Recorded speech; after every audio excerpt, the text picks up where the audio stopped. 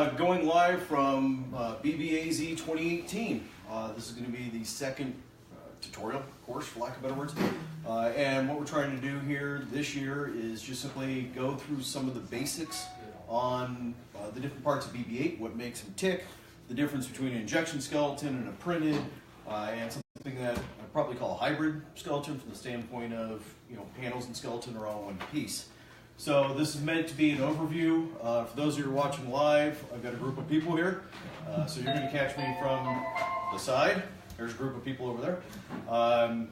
And I'll just kind of go through some stuff. I'll take questions from anybody here as we go along, like you said. Feel free to interrupt and ask the question. I'd rather you did that than wait until the end and forget the question. So the inner skeleton, when I joined the club, and that was almost 2 years ago, I think, something like that. I want to say when I joined the club, we had 1,500 members, or 2,000 members. And I want to say, and this isn't Droid Designs, this is BB-8 Builders Club, and I think right now we're 16,500. Mm-hmm. So needless to say, the hobby has grown. At the same time, there's been a lot of progression in how BB-8 is actually built. The starting point when everybody's trying to figure out how the ball rolled with the head on top was they actually said, okay, what we're going to use is we're going to use a ball. And as a matter of fact, if you clip over there really quick, there's a plastic ball. When the club started, that was the concept of how it was done.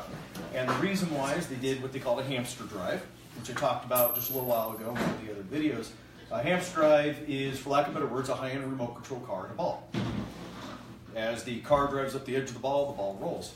So the sphere, the plastic sphere, was done because it allowed a smooth inside surface for the car to drive up. And those of you that are using a hamster drive, I'm not criticizing them at all. It's simply another way. That's kind of where the club started.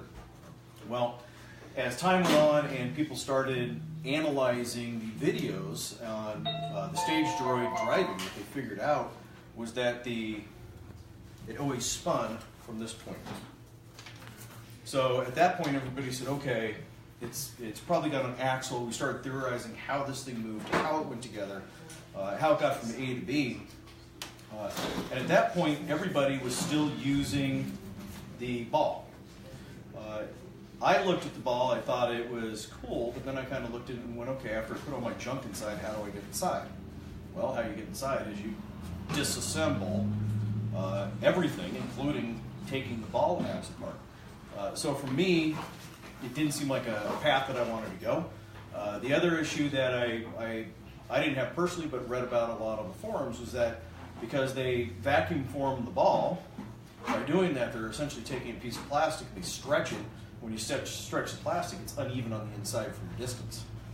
So now things like your head magnets, keep the head on, they have to be farther away to make sure that in some areas you don't hit, where other areas you have too much of a gap. And that causes problems because now your head magnets are farther away. That now means you have to have stronger head magnets, which means everything has to be heavier, and it's a snowball type of effect. At that point I said, okay, what I'm going to do, and this is more or less just by chance, I said I'm going to develop a skeleton for me. I'm going to make a skeleton for me, and so I designed a 3D printable skeleton. I don't know whose this is. It's my design, but I don't know whose it is. Oh, James. Thank you, sir. Designed the 3D printable skeleton, put it through beta group, and those that know me know that I don't release things fast because I put them through the ringer, and they're tested, and they're tested, and they're beat up, and they're beat up. And we ended up getting up to revision 6, which is this one. What the club is doing is they're taking cosmetic outside panels and they're actually attaching them to a skeleton beneath. They were attaching them to the plastic ball.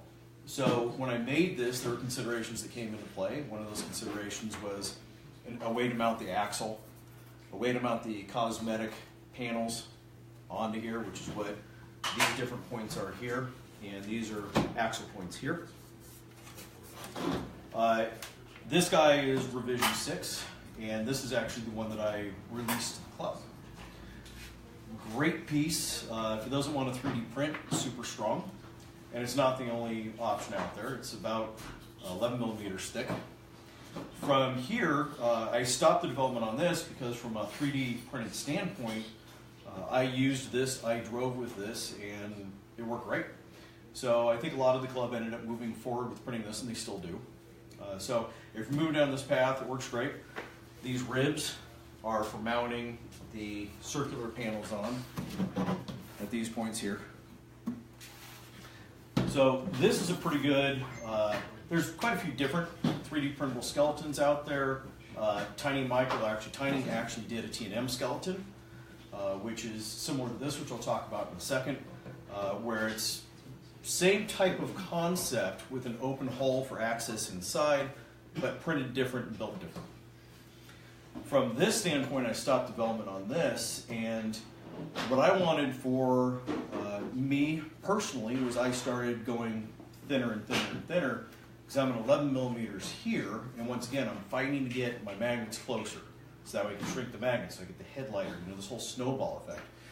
And I said, okay, what I want to do is I'm going to develop a new frame, and I actually have a whole video on this frame development, so I don't want to go into a lot of detail here, but I started going as thin as I could and still maintain the strength, and I ended up going from 11 millimeters on this down to 8 on this.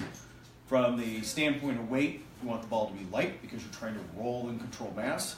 The bear frame on this is, I want to say 8.5 pounds, something like that, and I'm about 6 on this. So that 2 pounds is a massive difference when you start talking about rolling mass and trying to control and stop rolling mass. So like I said, I'm not going to go into big detail on the injection frame, but in the end what I did was I ended up completely rethinking it. This frame is not only lighter, but it's thinner, and a solid probably 3 to 4 times the strength at least of the injection frame. Really important, as you're rolling and you're dragging all this weight along, if the frame flexes at all, it becomes a little bit of an egg shape. Well, that causes a problem with clearance when you're trying to move weights and things like that around, at 1, 2, 3 millimeters off the inside of the frame. You have a millimeter of flex, and it's an issue. So this is now my go-to, and I think a lot of the club, it's a go-to from the standpoint of it's an easy assembly.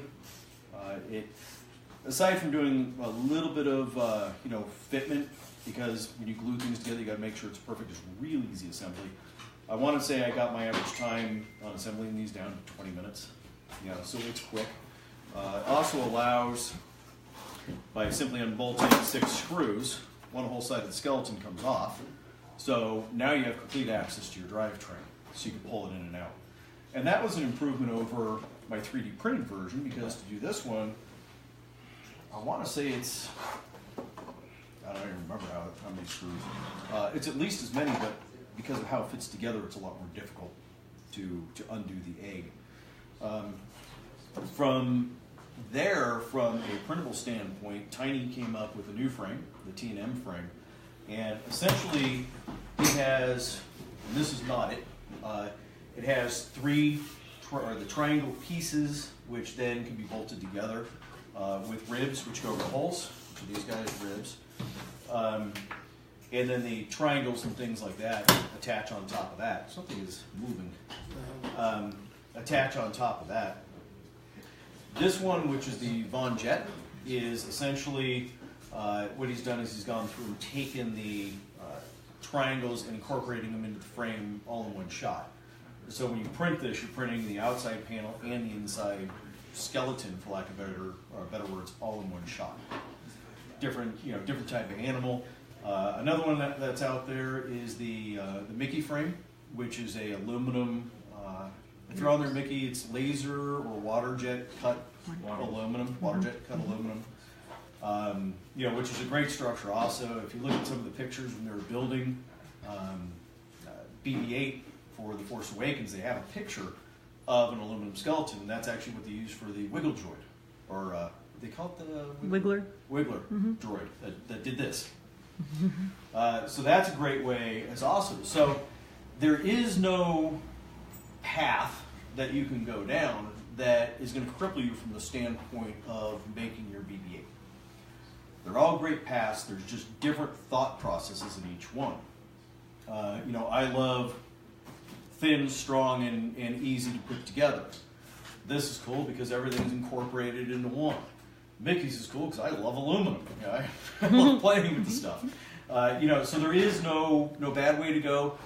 From the standpoint of assembly and building the BB-8, they're all designed the same.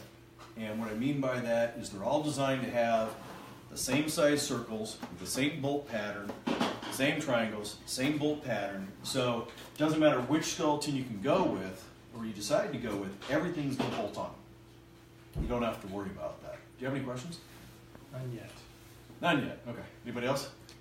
Nancy is asking, what's the weight of the Von Jet and how it compares to the injection mold frame? They cut a lot of weight out of it on V2. We're in beta with the V2 on a lot of us on it because that's my frame. And I don't have a scale. I don't know if you can even have a scale that's going to be big enough for that one. But with that, they also have all the panels that are bolted directly into it. So I think that the hardware kit on it that's just a bunch of brass heat sets are not even a couple ounces. Mm-hmm. If you can pop it in there, you can kind of see what's in there. And the joints are on it, though. I don't know how much. Yours is going to be probably a lot easier or a lot lighter. Mine, I know the frame is 6 pounds. The body panels are probably another 4 or 5, so we're in 10. Because what we can fluctuate with that, too, with the Von Jet, is probably pretty close. It's pretty close. Probably 12 pounds, maybe 14. It also, you can change. I think I'm at 45% infill. Right. So you can manipulate that a little bit if it flexes or not. Mm-hmm. A lot of time is with that too is you can probably thin out a couple panels by infill and stuff like that because they're not going to be rolled on. They're going to be a solid X. So if you say you want to shore up this panel and this panel and this, you can kind of make the circles a different infill setting and probably lighten it up a little bit that way. And then I don't have that much flex in it. I don't trust standing on it yet. But, I know you can stand on yours without breaking. Yeah, I've actually taken, and I'm going to say how great and skinny I am. I'm about 190, and I've taken Nicholas, who's another 90, and we both sat on it, lifted up our feet, and it didn't even creak. So, considering the drivetrains that are now being built are 40 pounds and less total, it's not going to have any issue. A lot of the frames, one of the things, as a matter of fact, I noticed what that creak was, is one of these little tabs broke. I'm not going to call it the main issue, but if you're going to 3D print a frame, there's a few different caveats to that. The first thing is your 3D printer needs to be dialed in. It needs to be 100% dialed in, because as you're printing these things, whether you're printing this one or the T&M skeleton, a lot of times people go, I did a 20 millimeter by 20 millimeter test cube. Okay, what it measured? Well, it measured 20 by 20 by 19.9. Okay, well that's great. That's over 20 millimeters. Take that, expand it over 200 millimeters. That 0.1 just became a millimeter, or whatever that number is. Well, that millimeter now makes it so that way your panels don't line up, your screws don't line up. Your skeleton, by the way, because it was on this piece, it was perfect in this dimension, but off by a millimeter here, up by a millimeter, all that adds up, and all of a sudden, your skeleton, and just so you guys know, this is supposed to be 506 millimeters OD, outer diameter. All of a sudden, you printed it, and your skeleton's no longer 506, that's 504. Or worse, it's 508, or some varying number in there. So that way, all of a sudden, you go, whoa, nothing fits. My gaps are so big, I can put a pencil through them. So when you go through it and you start looking at, okay, I'm going to build this, there are a lot of cost factors in there as well. If you're going to build, say, print this frame, we're probably looking at printing $120, something like that, in filament, from a guess, with your average filament. And you're probably going to spend, if you let your printer run 24 hours a day, it's probably going to take you 2 to 3 weeks to print this frame. Same thing here. What's your time? Up? Yeah, it's a lot more, because the hard part about it is on that is they have, right now we have, because I don't have a large format printer like you do, or raised, I have to split each individual one of those triangle pieces in half. So you guys know on my forum, it's also being streamed on Droid Designs. The difference is she's moving a phone around so you can see everybody on BB-8 Builders, and on my forum you can see me here. So if you want to see both, this will be recorded and streamed. If you want to see who's talking, switch over to BB-8 Builders forum. Sorry. No. Brian, sorry, I didn't mean to cut you off. I'm just sitting there, I'm thinking, these people are seeing me stand there with somebody chatting in the background, and maybe they can't even hear you. So go on. I'm sorry, I didn't mean. So for me, it takes longer to print each individual triangle because I can only print in a I'm running off of just a Robo 3D, so I have a safely say 8x8 by 12 build volume. So printing wise on that is I have to section everything up a little bit more and more convenient to be able to let the printer print without having to go over that big distance. Right. So there's been plenty of times where I probably, if you're on it and like, okay, print's done, let it cool for about 5 minutes, then pop it back off, you can get it pretty quick. I've had a couple of fails where I was trying to do two parts of the panel at once. Mm-hmm. Somewhere down the road, the print head took out one panel and tried to print one, and you got and so that's so. I've had a couple fails on it. I've gotten really a lot better to just one panel at a time and then let it go and then go that way. Yeah, those that are printing or new to printing, one panel is the way to go. Even on this, I mean, I could line 6 or 8 up on the bed at a time. But like you were saying, you get at that point if you're doing 8 of them at 12 to 14 hours a piece, and so it gets 70 hours into the print, and print head catches, they're all trash. So one of the things I've learned in printing over time, let the printer do the work. Take your time, don't be in a hurry, just let it do the work. And with that frame too, is I can't, if I have a fail in the middle of that triangle, since it's integrated frame and triangle, I can't just do like I've done before with these and go, oh look, it failed right here, I'll just restart it and do here. That's an integral part of the frame itself. Yeah. I don't want to risk that where I can go like this. Yeah, it's done. And then be done with it. And that's part of the frame ruling, so I don't do that, so you have to redo the whole entire panel itself. So that's actually, I've printed thousands of hours making the 3D printed frames. I've never printed this one. That's one of the reasons why I did the injection frame, and I actually kept the price as cheap as I possibly could. If you're going to spend $120 on printing this, and you're going to spend a solid month, 3 weeks with probably no print fails at all, and you're going to spend a month and $120. This is $350. You buy it, you have it tomorrow. You put it together. Pennies are included. Pennies are included. We call that like a 50-cent discount, right? You ship overnight. You should have it tomorrow. Yeah. Whoa. Well, you're actually here, so you can have it today. There are positives. Question. Somebody's asking if all printed frames have the axle hub attached to the middle of the triangle. They're supposed to. I can't say that they do. Mine has the axle point at the center of the axle, so does the injection frame. That one's different. Yeah, and it's actually the center of the triangle, so it should be right here to get that randomness out of it. The Vonjet V1 does not. It's actually right here. Yeah. And they've actually changed that, and the V2 that Brad is talking about that they're working on, they've changed it to the middle of the triangle. Yeah, so it's a triangle now that has the bolt-on bracket. On that way, how we have it set up, there's just this square for the axle drive. But the good thing is it's interchangeable with everybody's drive. So we have just that. So what it means in the square is that's where it's lined up. Mm-hmm. On the new one, it's going to be, and you're right, in the middle of the panel with universal adapter.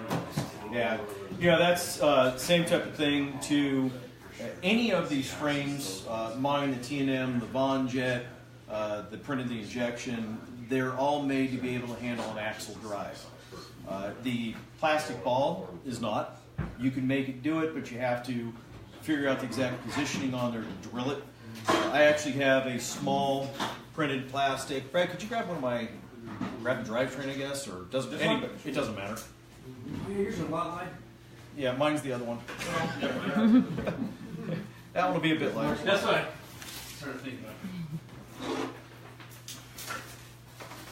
So, yeah, it's fine. Chunks are falling apart. This just has, actually I've got that tightened on there. This just has an adapter on here. So there's different types of drivetrains and there's different ways that they actually attach to the skeleton. So this adapter, what it allows you to do is change out this one little hub piece. And by doing that, you can change this to a D hub, a half an inch, a quarter inch, 1 inch. So it'll go to anybody's drive, Joe's drive, Ed's drive. I know that Joe's actually using my frames for his builds. And this just has the 3 bolts, which then screw through the 3 holes at these points. Another thing that I did with the injection frame, in all honesty, I'm not sure about the Von Jet, but I've got integrated areas for wiring for the LEDs. Not yet. And I don't think with the newer frame we're going to do that because that would. We don't have the.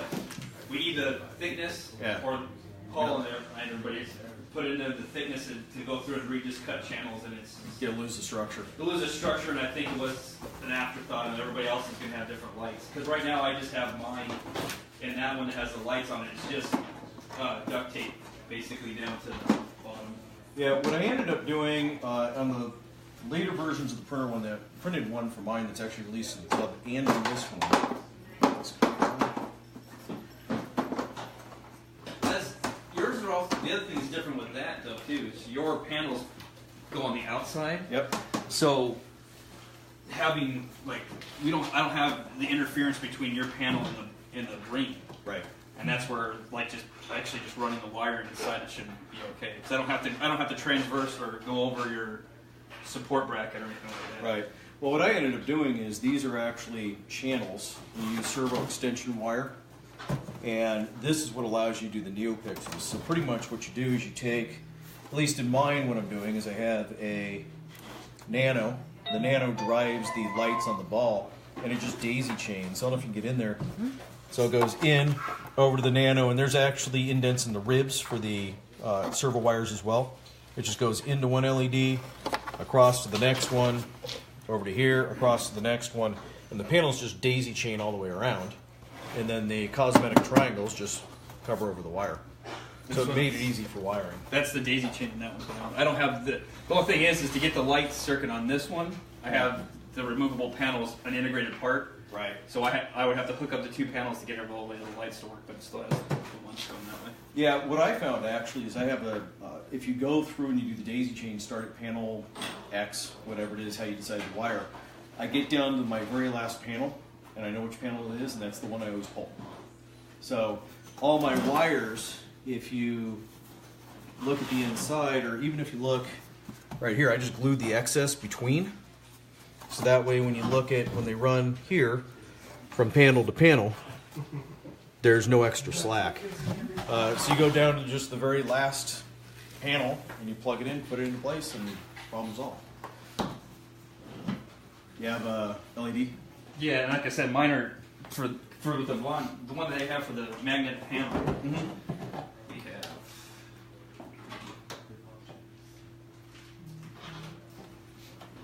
Reset. Oh, no, the circuit's Don't worry, it's been filled on the ground. There you go. I have one of them. I don't have the panel with the lights. It's alive! Yeah, and then I don't know if yours run. Your run is a pre-done script, right? Yeah, I'm running NeoPixels. So I have NeoPixels and a Nano basically on. That's what and a power boost.